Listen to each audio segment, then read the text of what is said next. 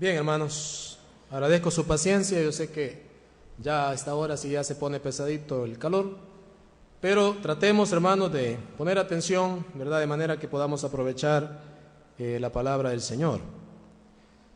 He tratado en estas dos clases, hermanos, de hacer conciencia, una conciencia interna como iglesias, pues nada va a servir decir cómo podemos hacer para crecer afuera si por dentro no nos concientizamos. Y pues una vez hemos hablado de estas cosas, quisiera pasar al tercer subtema de esta mañana, el cual es estableciendo iglesias saludables.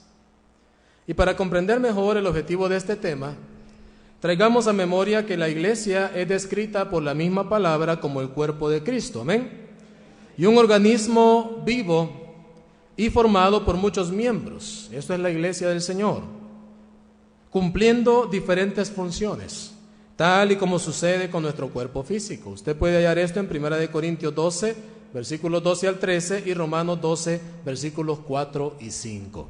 Ahí se describe la iglesia del Señor como el cuerpo de Cristo, formado por muchos miembros con diferentes tipos de funciones. Todos sabemos que nuestro cuerpo mortal necesita ciertas condiciones para estar saludable: el ejercicio, la nutrición balanceada, los buenos hábitos, el buen descanso, etc. son importantes para sentirnos bien, para estar saludables. Y así también el cuerpo de Cristo debe procurar tener una buena salud espiritual. Y es muy importante que desde un principio establezcamos con la ayuda de Dios una iglesia sana, bien nutrida, llena de energía para el servicio de Dios y la expansión del Evangelio. Sabe que yo voy para 9 años de estar trabajando con la iglesia en donde estoy. Cuando yo llegué, apenas tenía un año la iglesia ahí, habían como unas 22 personas más o menos. Y puedo decir, hermanos, para la gloria de Dios, que he tratado de formar a la iglesia de la mejor manera. Porque desde un principio la visión era tener una iglesia como la que acabo de describir. Una iglesia sana, bien nutrida, llena de energía para el servicio a Dios y para la expansión del Evangelio. Si nosotros no establecemos las iglesias desde un principio de esta manera, puede, hermanos, que más adelante no nos vaya como esperábamos. Necesitamos establecer un cuerpo saludable. Desde el momento en que decidimos ir a una comunidad y comenzar la obra en esa comunidad, procuremos, hermanos, que crezca de manera saludable. Y para que una iglesia saludable se guíe bajo los propósitos de Dios, tiene que poner en práctica lo siguiente: tiene que ser una iglesia llena de adoración, servicio, evangelismo, comunión y discipulado. 5 aspectos bien básicos, hermano, que toda iglesia saludable debe tener entre sus miembros: adoración, servicio, evangelismo y comunión y discipulado. Estos objetivos nosotros los encontramos en Mateo capítulo 22, versículos 37 al 40. Leamos por favor ahí. Mateo capítulo 22, hablando de estos propósitos, de estos objetivos que deben guiar a nuestras congregaciones para que sean saludables. 22, 37 al 40. Dice así: Jesús le dijo: amarás al Señor tu Dios con todo tu corazón, y con toda tu alma, y con toda tu mente. Este es el primer y grande mandamiento. Y el segundo es semejante: amarás a tu prójimo como a ti mismo. De estos 2 mandamientos depende toda la ley y los profetas. También tenemos el capítulo 28 de Mateo. Vamos allá, por favor. Ya vamos a explicar algo aquí. Mateo capítulo 28. Y vamos a leer versículos 19 y 20. Por tanto, id y haced discípulos a todas las naciones, bautizándolos en el nombre del Padre, y del Hijo, y del Espíritu Santo, enseñándoles que guarden todas las cosas que os he mandado, y aquí yo estoy con vosotros todos los días hasta el fin del mundo. Amén. Aquí podemos ver los 5 propósitos que deben guiar nuestras iglesias. La adoración a Dios: amarás al Señor tu Dios con todo tu corazón, tu alma y mente. El servicio a Dios: amarás a tu prójimo como a ti mismo. También podemos ver el evangelismo: id y haced discípulos a todas las naciones. Podemos ver la comunión, bautizándolos en el nombre del Padre, del Hijo y del Espíritu Santo. Y podemos ver el discipulado, enseñándoles todas las cosas que yo os he guardado. Y me gustaría, hermanos, en esta tercera clase, en estos 40 minutos, tratar de analizar de manera quizás general cada uno de estos propósitos que al ser inculcados en nuestras congregaciones desde un principio o en las nuevas obras que estamos pensando implementar, pueden hacer de la iglesia un cuerpo sano, bien nutrido, listo para servirle al Señor. Primero de ellos, lo que es la adoración. Amarás al Señor tu Dios con todo tu corazón, alma y mente. La iglesia existe para celebrar la presencia de Dios. La iglesia existe para exaltar al Señor. Existe para vivir solo para el Señor, comprometida y entregada en cuerpo, en alma, en espíritu, de corazón solamente al Señor. Con esto tiene que ver la adoración. Al inculcar este propósito en las congregaciones, entonces lograremos desarrollar la debida reverencia, el debido temor, el respeto y el reconocimiento a la grandeza de Dios. Una iglesia de Cristo que no adore al Señor de esta manera difícilmente podrá crecer y multiplicarse o desarrollarse como esperamos. La iglesia debe reconocer la grandeza de Dios y podemos pensar que la adoración, hermanos, se reduce solamente a cuando estamos reunidos como iglesia llevando a cabo nuestro culto. A eso le llamamos nosotros culto de adoración, y a veces podemos pensar, hermanos, que a eso se reduce la adoración, a cantarle al Señor, a orarle, a escuchar su palabra, a ofrendar, a celebrar la Santa Cena. Sí, hermanos, eso es parte de la adoración, pero no es toda la adoración de la cual estoy hablando. La adoración a Dios en especial tiene que ver, hermanos, con todo un estilo de vida a nivel personal y familiar consagrado a Él. La iglesia necesita de hombres y mujeres, de familias fieles, fieles al Señor, de familias que viven para el Señor y que lo tienen en alta estima en sus vidas. Todo cristiano debe adorar al Señor con su vida misma, eso es adoración. Todo cristiano tiene que ser una persona íntegra en su manera de conducirse, eso también es adoración. Debemos generar un buen testimonio ante los demás, tanto dentro como fuera de la iglesia. A eso también se le llama adoración. Cada vez el cristiano debe tratar de parecerse más al Señor Jesucristo. A eso se le llama adoración, hermano. Adorar no es solamente cantar y orar juntos, no es solamente escuchar la palabra juntos. Adorar al Señor, hermanos, tiene que ver con un estilo de vida entregado y consagrado solamente a Él. Lucas capítulo 9. Lucas capítulo 9, por favor, versículo 23. Dice de la siguiente manera, hermanos. Lucas capítulo 9, versículo 23. Esto es adoración, y todos los cristianos, miembros de la iglesia del Señor, debemos estar conscientes de ello. Lucas 9, 23. Y decía a todos: si alguno quiere venir en pos de mí, niéguese a sí mismo, tome su cruz cada día y sígame. Esto es adoración, hermano. Más que ofrecerle sacrificios al Señor de labios, más que estar reunido todo el día domingo, la adoración tiene que ver con estas cosas, con negarnos a nosotros mismos, morir a nuestros placeres, a nuestros gustos, morir a nuestro propio yo, hermanos, vaciarnos de todas aquellas carnalidades que teníamos en el mundo y dejar que el Espíritu Santo llene nuestras vidas. Solamente así podremos ser personas adoradores en espíritu y en verdad delante del Señor. Negarnos a nosotros mismos, tomar nuestra cruz, estar dispuesto, hermanos, a sufrir penalidades por la causa de Dios, como vimos en la clase anterior. Y entonces sí podemos decir que estamos siguiendo al Cristo. Sí podemos decir que somos sus discípulos, llevando vidas de adoración. Romanos capítulo 12, versículo 1.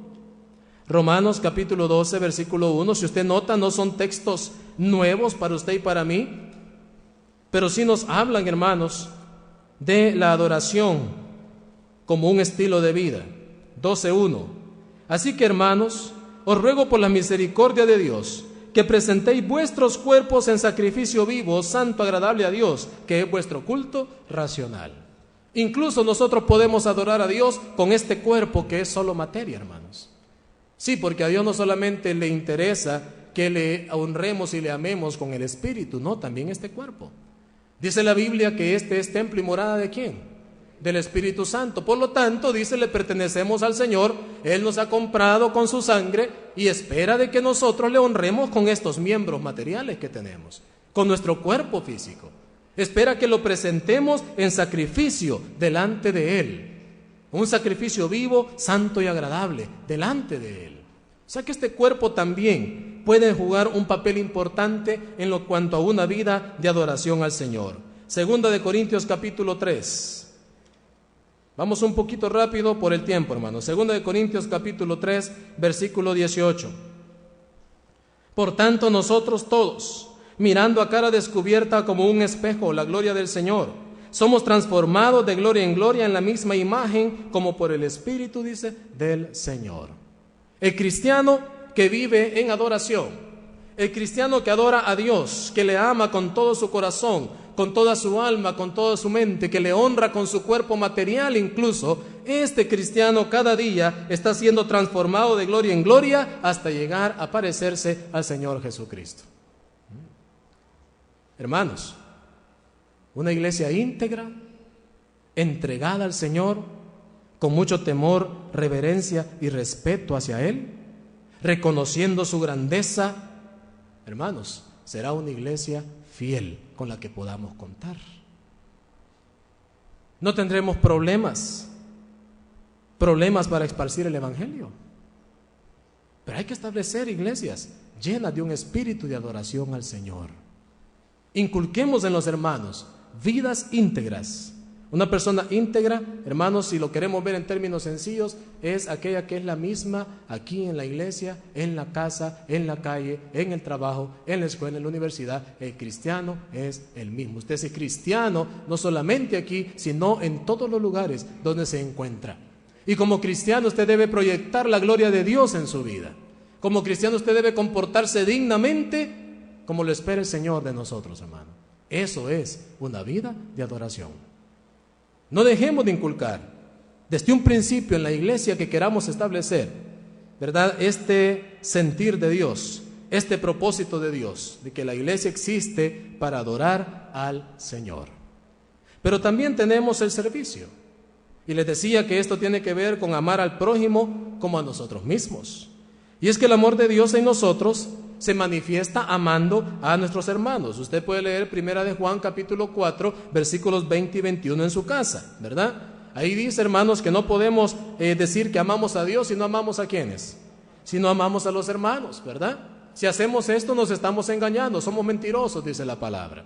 Por lo tanto, el amor de Dios en nosotros se manifiesta amando a nuestros hermanos. Y si amamos a los hermanos, vamos a estar dispuestos ¿a qué? A servirles con amor. Todo el ministerio de Cristo Jesús, hermanos, estuvo basado precisamente en el amor por sus discípulos y por el resto de la humanidad. Juan capítulo 13, versículo 34, leámoslo por favor. Vean en qué se basaba el ministerio del Señor Jesucristo, hermanos. Juan capítulo 13, versículos 34, dice así: en esto conoceréis todos que sois mis discípulos. 34, un mandamiento nuevo os doy, que os améis unos a otros como yo os he amado, que también os améis, dice, unos a otros. El amor por sus discípulos, el amor por nosotros como iglesia, es lo que motivó al Señor, hermanos, para estar dispuesto siempre a hacer todo lo necesario para nuestro beneficio. En ese sentido, el Señor Jesucristo quizás ejecutó el más grande servicio jamás hecho a favor de los hombres. Estamos hablando de un ministerio celestial a favor nuestro, hermanos, para que usted y yo pudiéramos alcanzar salvación. Por eso el Señor Jesús siempre estuvo dispuesto, en base a ese amor por la humanidad, a hacer todo lo que fuera necesario. ¿Se acuerda usted que en Juan 13, 12 al 17, Él tomó un jarro con agua, ¿verdad?, y tomó una toalla, ¿y qué hizo? Usted lo conoce, lavó los pies de los discípulos. Y al final les dice Él, miren lo que he hecho. Así tienen que hacer ustedes, entre ustedes mismos. Dando la lección no de lavarnos los pies entre nosotros mismos, sino, hermanos, en servirnos los unos a los otros. Con mucha humildad, Él vino, hermanos, y llegó hasta su sacrificio en la cruz, a través del cual hoy nosotros tenemos salvación. Su muerte ha venido a ser el mayor servicio de todos los tiempos para el beneficio nuestro. Bueno, dicen todos estos pasajes que el Señor nos pide que en base a ese mismo amor, nosotros también estemos dispuestos a servirnos los unos a los otros. En pocas palabras, nuestro servicio activo demuestra si realmente el amor de Dios está en nuestro corazón. Cuando usted no quiere involucrarse en nada, cuando los hermanos son apáticos a los ministerios, cuando hay muchos programas y proyectos en la congregación, pero no hay quien los ejecute, ¿sabe por qué? ¿Qué es lo que manifiesta esa apatía, ese desinterés? Manifiesta que hace falta, ¿qué, hermanos? Amor. Amor por la obra de Dios. Amor por nuestros hermanos. No estamos dispuestos a que otros se beneficien de nuestros dones y talentos que el Señor nos ha concedido. El servicio, hermanos, es parte integral de una iglesia que quiere multiplicarse. Es parte integral de una iglesia que quiere crecer. Si nos amamos los unos a los otros, así como Cristo nos amó, entonces nos vamos a servir los unos a los otros. No va a haber nadie sentado en la iglesia. Todos vamos a estar desarrollando labores distintas, hermanos, para que nuestros hermanos se puedan beneficiar de ellos. Por otro lado, hermanos, el servicio nos hace grandes en el reino de Dios, aunque siempre debe llevarse a cabo con mucha humildad, sabiendo que lo hacemos para el Señor, hermanos, y no para los hombres. Cristo nos ha puesto en su iglesia, no solamente para que consumamos recursos, sino también, hermanos, para que llevemos fruto, para que hagamos algo en beneficio de Él. Dice Lucas capítulo 22. Vamos a Lucas capítulo 22, versículos 24 al 27. Lucas capítulo 22, recuerde que estamos hablando acerca de los propósitos que deben guiar las congregaciones que estamos pretendiendo establecer, hermanos. Uno de ellos, ¿cuál era? Dijimos. ¿Cuál era? Hacer de la iglesia una iglesia de adoración, pero no solamente ahí en el local, ¿verdad? Sino de vidas consagradas a Él. Estamos hablando ahora del servicio, hacer de la iglesia hermanos y hermanas que amen al Señor, que amen la obra, que se amen entre ellos y de esta manera puedan servirse los unos a los otros. Dice Lucas 22 y vamos a leer versículo 24 al 27. Hubo también entre ellos una disputa sobre quién de ellos sería el mayor. Pero Él les dijo: los reyes de las naciones se enseñorean de ellas, y los que sobre ellas tienen autoridad son llamados bienhechores. Mas no así vosotros, sino sea el mayor entre vosotros como el más joven, y el que dirige como el que sirve. Porque ¿cuál es mayor? ¿El que se sienta a la mesa o el que sirve? ¿No es el que se sienta a la mesa? Mas yo estoy entre vosotros como el que sirve, dice el Señor. Pero vosotros sois lo que habéis permanecido conmigo en mis pruebas. ¿Queremos nosotros ser importantes en el reino de Dios? ¿Queremos jugar un papel determinante en el crecimiento y multiplicación de la iglesia? ¿Qué debemos hacer? Debemos servir. Debemos estar dispuestos a esforzarnos, a involucrarnos en los diferentes ministerios. Eso nos hace grandes, dice, en el reino de Dios. La grandeza en el reino de Dios no se mide en términos de estatus social, hermano. Aquí el más grande no es el que gana más en su trabajo o el que tiene un negocio propio más grande. En la iglesia del Señor el más grande no es el que tiene más tiempo de ser bautizado, no. En la iglesia del Señor el más grande es ¿quién? El que sirve. Yo, dice el Señor, no he venido para que ustedes me sirvan. Yo soy su Señor, pero he venido a servirles. Hermanos, este mismo sentir debe estar en nosotros. Hemos venido a la iglesia del Señor para ser siervos de Él. Pero si somos siervos de Él, manifestemos ese amor y esa dedicación de una manera activa, involucrándonos en estas cosas. Eso, hermanos, es lo que desea el Señor para usted y para mí como iglesia. Dice Colosenses capítulo 3. Colosenses capítulo 3. Poco más adelante, hermanos. Colosenses capítulo 3, versículo 23 y 24. El servicio a Dios nos hace grandes, pero debe hacerse con mucha humildad. 23 y 24. Y todo lo que hagáis, hacedlo de corazón, como para el Señor y no para los hombres, sabiendo que del Señor recibiréis la recompensa de la herencia, porque ¿a quién servimos? Servimos a Cristo Jesús. Que usted ha jugado un papel determinante en su ministerio para que la iglesia crezca y se multiplique, usted lo hizo para la honra y la gloria del Señor, no para su gloria. Que usted anda por aquí y por allá evangelizando, que usted organiza los grupos de la congregación, etcétera, etcétera, es la labor que Dios quiere que usted realice. Hágalo para la honra y la gloria de Dios, con mucha humildad. No lo haga para los hombres, hágalo para el Señor. Dice que de Él vamos a recibir nosotros la recompensa, a Él le servimos. ¿Se imagina usted una iglesia con este espíritu de servicio? ¿Una iglesia en donde todos queramos ser grandes a través del servicio? ¿Una iglesia llena de humildad a través del servicio? Hermanos, créanme que esa iglesia va a crecer de una manera tremenda. Porque vamos a poder contar con cada miembro, con cada hermano, con cada joven, con cada anciano.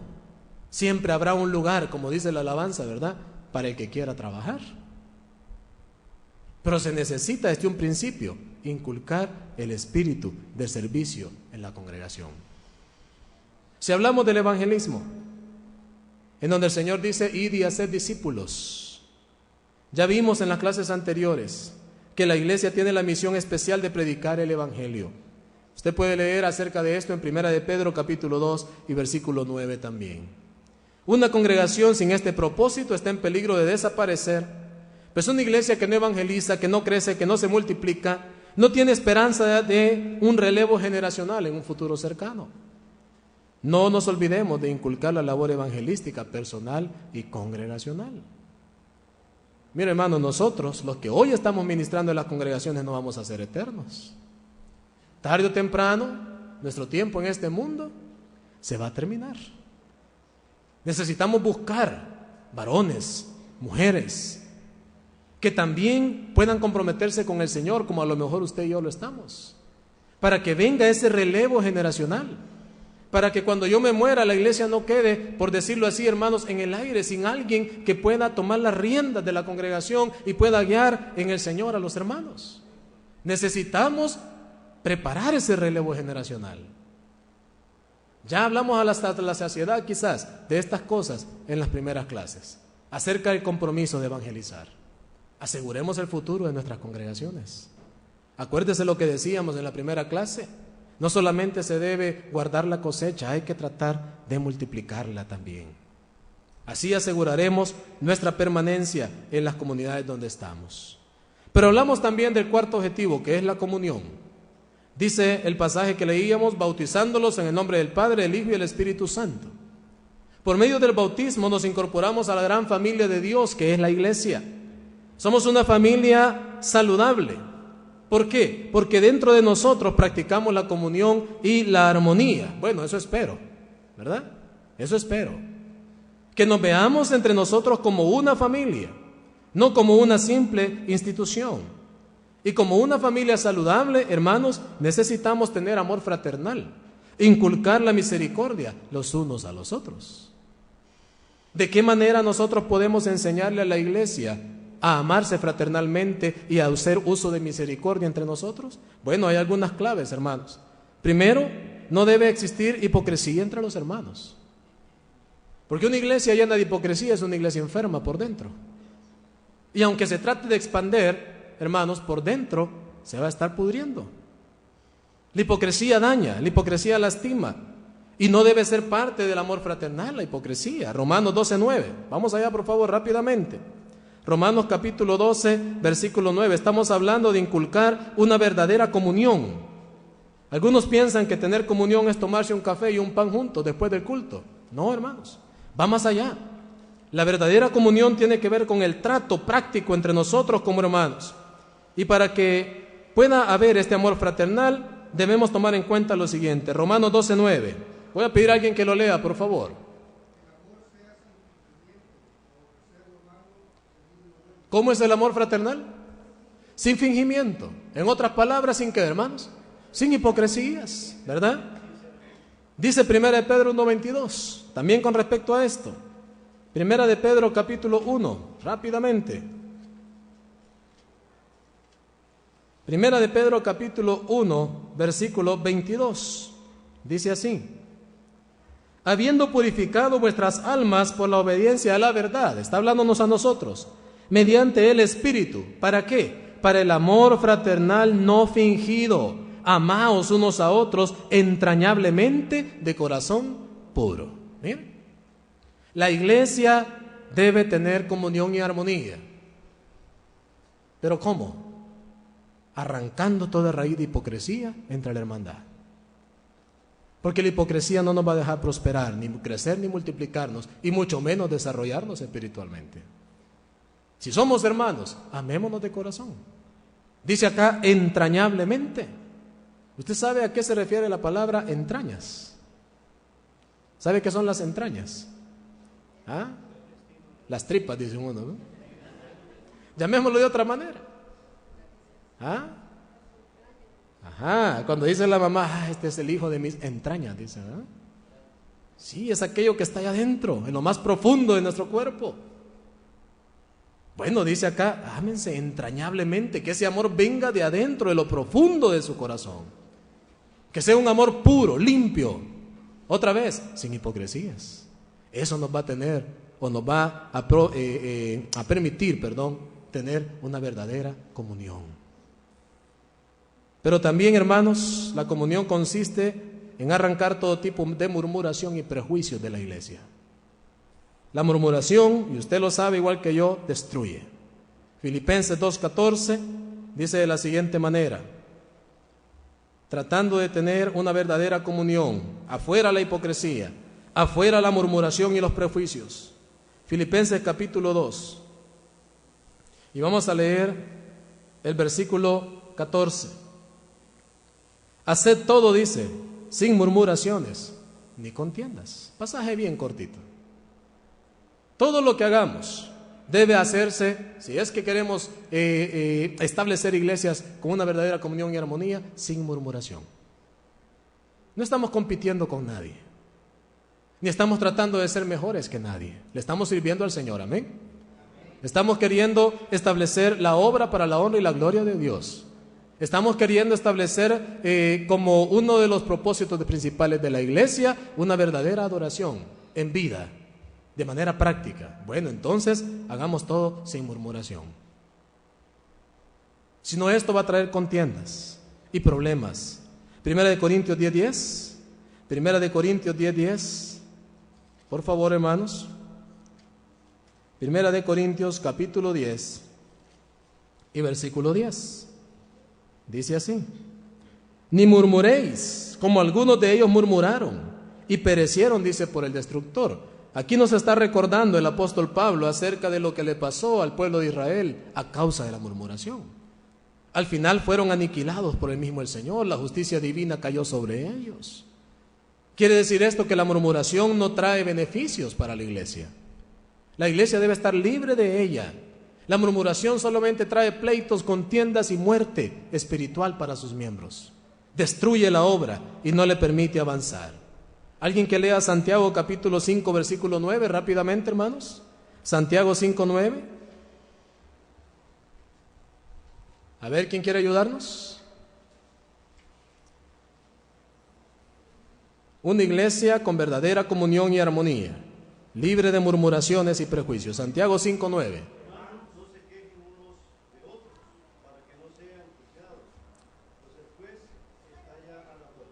Muy bien. No quejarse los unos de los otros, no murmurar los unos de los otros. El cristiano debe aprender a encomendar su causa al Señor, hermano, y debe aprender a confiar en que el Señor está viendo lo justo y lo injusto. Pero eso no nos da derecho a nosotros, ¿verdad?, a murmurar. Él es el juez. No nos quejemos entre nosotros, dice la palabra, porque esto no trae beneficio. La iglesia, con una verdadera comunión y armonía, debe estar libre de pleitos y guerras internas. ¿Se acuerda usted lo que dice Santiago 4:1? Pero si hay pleitos y guerras entre vosotros, dice, todavía andan conforme a su concupiscencia, a sus deseos. La iglesia no será espiritual si hay pleitos y guerras internas. Puede leer 1 Corintios 3:3 también en su casa. También debe ser una iglesia con verdadera comunión y armonía, enseñándoles a que con la madurez espiritual necesaria puedan solventar sus diferencias. Mateo 18:15, ¿se acuerda lo que dice el Señor Jesucristo? Si tu hermano peca contra ti, ¿dónde está la madurez ahí? ¿Ah? ¿Dónde está la madurez? ¿Dónde se demuestra? Si tu hermano peca contra ti, ¿qué vamos a hacer? ¿Ah? Ir y platicar con él. Pero es lo que menos hacemos a veces. Y no me quiero salir del tema, pero esto, hermanos, tampoco contribuye para que haya una verdadera comunión cuando no somos capaces de platicar como dos personas sensatas, como dos hijos de Dios, maduros en el conocimiento y en la fe de Cristo, y arreglar nuestras diferencias. Sino que esto comienza a crecer hasta que se convierte en un cáncer en la iglesia y se hacen partidos y esto y lo otro, y la obra se destruye. No se puede crecer ni multiplicar así. Una iglesia jamás va a ser sana si no hay madurez espiritual para solventar nuestras diferencias. En 1 Corintios capítulo 6, versículo 5, otro hermano o hermana, por favor, para que no se me vayan a dormir. Ustedes van a decir, tanto que habla el hermano Osvaldo, ya tenemos hambre. Ustedes vieran el hambre que agarra cuando uno está hablando también, hermano. 1 Corintios 6, 5.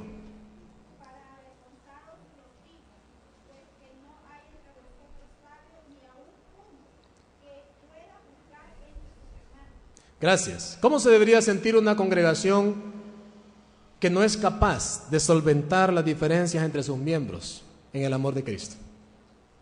¿Cómo se debería sentir, hermanos? Avergonzada. Pablo lo dice, que no les da vergüenza, dice Pablo, que no hay entre ustedes ni siquiera uno que pueda mediar en los problemas, en las diferencias que hay entre ustedes. Bueno, la comunión implica estas cosas. Que seamos capaces, hermano, de solventar nuestras diferencias en el amor de Cristo. Una iglesia llena de comunión también va a hacer uso de misericordia ante el hermano o la hermana que caiga en una situación pecaminosa.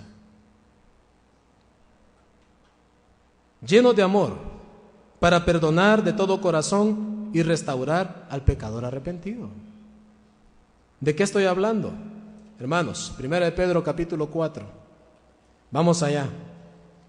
1 de Pedro capítulo 4, versículo 8. Ya vamos a finalizar, hermanos. 1 de Pedro capítulo 4, versículo 8. Ante todo, tened entre vosotros ferviente amor. ¿Por qué? Porque el amor, dice, cubrirá multitud de pecados.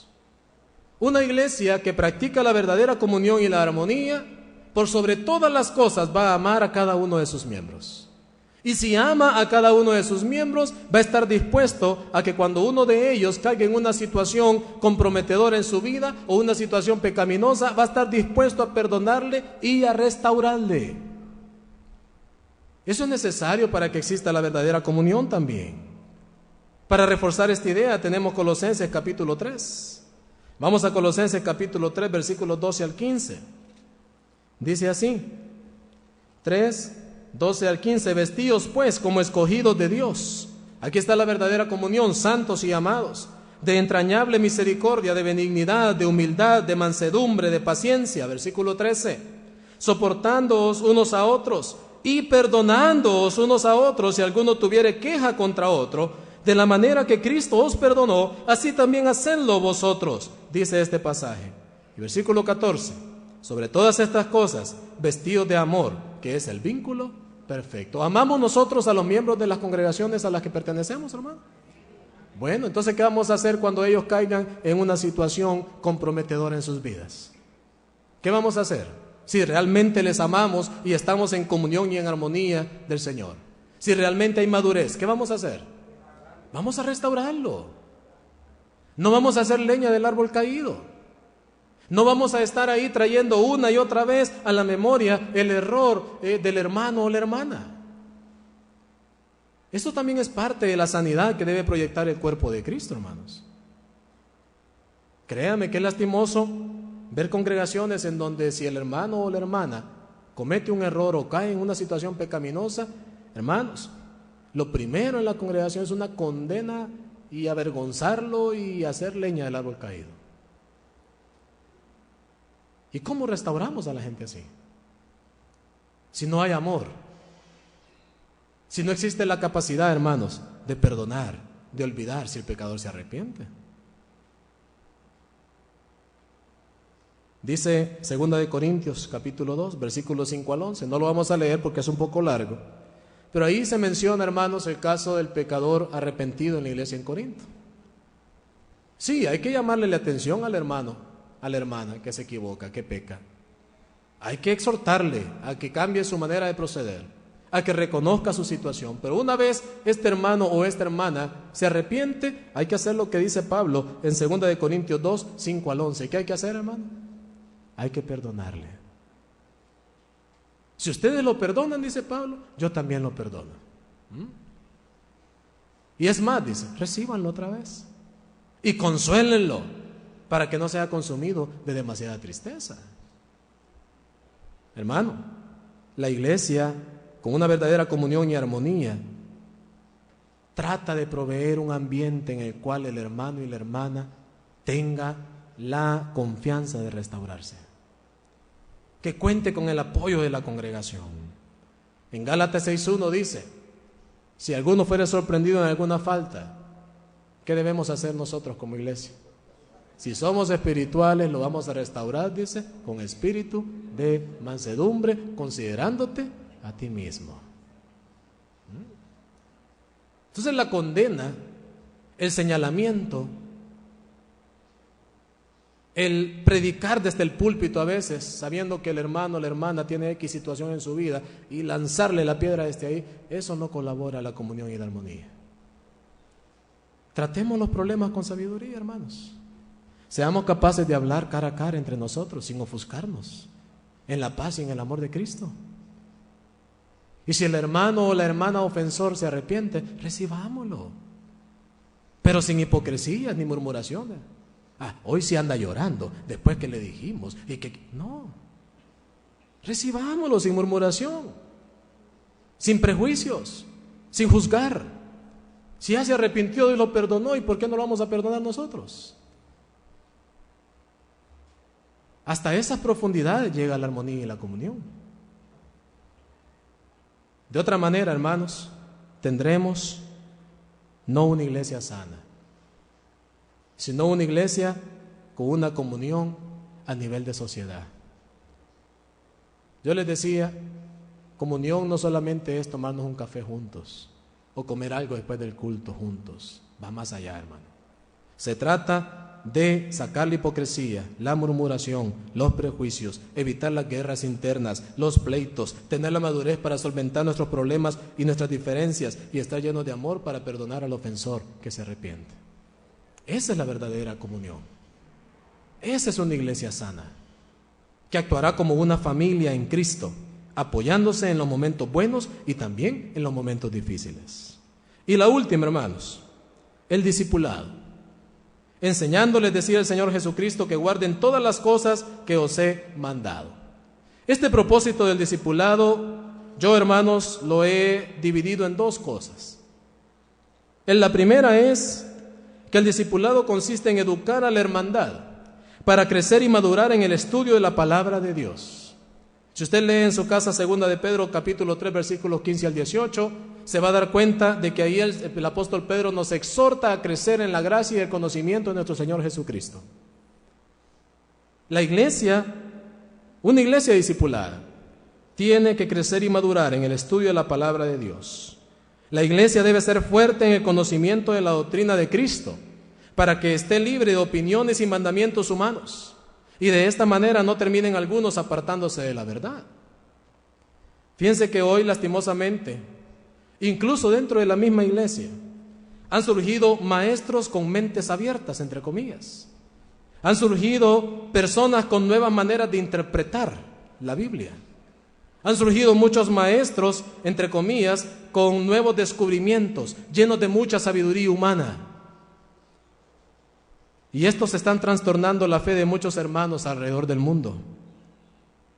Y están contaminando el cuerpo de Cristo con las diferentes filosofías humanas y religiosas de estos tiempos. Tal y como sucedió con la iglesia en su momento, allá en el primer siglo. Métase a internet. Busque las páginas de las iglesias de Cristo y se va a dar cuenta de lo que le estoy diciendo. ¿Cómo es que han surgido nuevas mentalidades, nuevas maneras de hacer las cosas, una nueva manera de interpretar? ¿Cómo la sabiduría humana se está utilizando para tratar de interpretar lo espiritual que encontramos en la Biblia? Cuando lo humano, lo material y lo espiritual no tienen nada que ver entre sí, hermano. El hombre espiritual va a discernir las cosas, dice, espiritualmente. Trate usted de explicar la Biblia con la sabiduría humana y se va a hacer bolas. Discierna las cosas espiritualmente. Hay muchas doctrinas extrañas y diversas y muchas filosofías que, como ya dije, están contaminando el cuerpo de Cristo y trastornando la fe de muchos. Por eso la iglesia debe estar preparada, debe crecer y conocer cada vez más el mensaje puro del Señor. En Efesios 4, 14 y 15 dice la Biblia que la iglesia debe crecer como un solo cuerpo perfectamente unido entre sí hasta llegar al pleno conocimiento de nuestro Señor Jesucristo. Pero también, hermanos, para que la iglesia crezca y sea discipulada de esta manera, es importante y es necesario que aquellos que tenemos la oportunidad de enseñar y presidir en el Señor a las congregaciones, nos preparemos de la mejor manera para llevar a cabo nuestro ministerio. Es una gran responsabilidad la que tenemos los predicadores, los ministros, los ancianos de la congregación. Honremos nuestra labor espiritual, estudiando, escudriñando, investigando, alcanzando madurez en Cristo. Cuando Pablo le escribe a Tito y a Timoteo y a otros allá en el primer siglo, les exhorta a que enseñen con toda paciencia y doctrina. Que enseñen, hermanos, teniendo cuidado de ellos mismos, pero también de la doctrina del Señor. El predicador está llamado para honrar su ministerio a estudiar, escudriñar, investigar y alcanzar madurez en Cristo, para que pueda transmitir eso a la congregación. Qué triste es, hermanos, cuando hay pobreza de enseñanza en las iglesias. Cuando los que presiden o los que presidimos no nos preparamos como debe ser. Cuando una noche antes estamos ahí inventando algo, haciendo un papelito, buscando en la concordancia. Hermanos, la iglesia va a ser raquítica en conocimiento del Señor. Y va a estar expuesta a ser llevada por todo viento de doctrina. ¿Qué estoy diciendo entonces? Hermanos que predicamos, escudriñemos, estudiemos, agarrémosla en serio. Después la gente se va para el mundo religioso y nosotros nos preguntamos por qué. Puede ser que esa fuga sea culpa nuestra, porque le estamos viniendo a dar a la iglesia comida chatarra y no verdadero alimento espiritual. Tome conciencia de su ministerio. Hay muchos pasajes que hablan acerca de nuestra preparación para predicar el Evangelio. 1 Timoteo 1, 3 y 4, capítulo 4, versículos 6 y 16. 2 Timoteo 2, 24 al 26, capítulo 4, versículos 1 y 2. Tito capítulo 2, versículo 1, por mencionar algunos. Pasajes que nos enseñan a los que presidimos a prepararnos, a escudriñar, a madurar en Cristo, hermano. Y entonces vamos a tener una iglesia fuerte, ajena a todo pensamiento humano y a toda contaminación religiosa. En segundo lugar, el discipulado tiene que ver con la preparación espiritual de aquellos que desean servir al Señor. En Tito capítulo 1, versículo 5, Dios le dice a Tito: por esta causa te dejé en Creta, ¿para qué? Para que corrijas lo deficiente. Y una vez hagas este trabajo, establece, dice, ancianos en cada ciudad. Si leemos también 1 Timoteo 3:1, dice que buena obra desea aquel que quiere servirle al Señor, refiriéndose en esa oportunidad al ancianato. Pero ese mismo principio se aplica para todos aquellos en la iglesia que quieren servir al Señor. Ellos necesitan también ser discipulados, hermano. Necesitan aprender, tener conciencia de sus ministerios, tener conciencia de la grandeza de su servicio, tener conciencia del compromiso de lo que es esto. Una iglesia saludable debe anhelar corregir lo deficiente para que el servicio a Dios cada vez sea mejor. Una iglesia saludable debe anhelar organizarse bíblicamente con ancianos y diáconos. Para ello debe existir un trabajo importante de preparación a mediano y a largo plazo con jóvenes, con matrimonios y adultos mayores que se puedan proyectar para tales ministerios. La iglesia debe proyectarse así, hermano, a perfeccionar cada vez más sus ministerios a tener no tanto cantidad, sino calidad de servidores y servidoras en la iglesia. Esa es una iglesia saludable. Se debe, como se le dice a Tito, corregir lo deficiente hasta alcanzar estos propósitos. Seguramente hay trabajo que hacer en nuestras congregaciones, ¿verdad que sí? Una buena salud espiritual nos llevará a un buen crecimiento congregacional, tanto en número como en calidad de vida cristiana. Puede ser que muchas iglesias del Señor hoy en día estén siendo guiadas con propósitos ajenos a los de Dios. Van caminando con sus pies hinchados, van caminando enfermas por dentro, y así difícilmente podrán multiplicarse como debe ser según la voluntad de Dios. Tengamos una buena salud espiritual, hermano. Y si vamos a abrir una obra en un lugar, procuremos que haya adoración, que haya servicio, que haya evangelismo, que haya ¿qué? Comunión y discipulado. Hermanos, está difícil llegar ahí. Bueno, pongámonos el overol y trabajemos.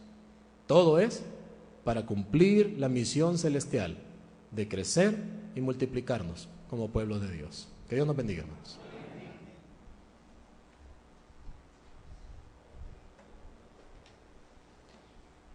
Bueno, gracias a nuestro hermano nuevamente por estas 3 clases maravillosas que hemos recibido, ¿verdad? Creo que estamos agradecidos, hermanos. Amén. Antes de proseguir, nuestro hermano Nelson quiere unos minutitos para dirigirse a la audiencia.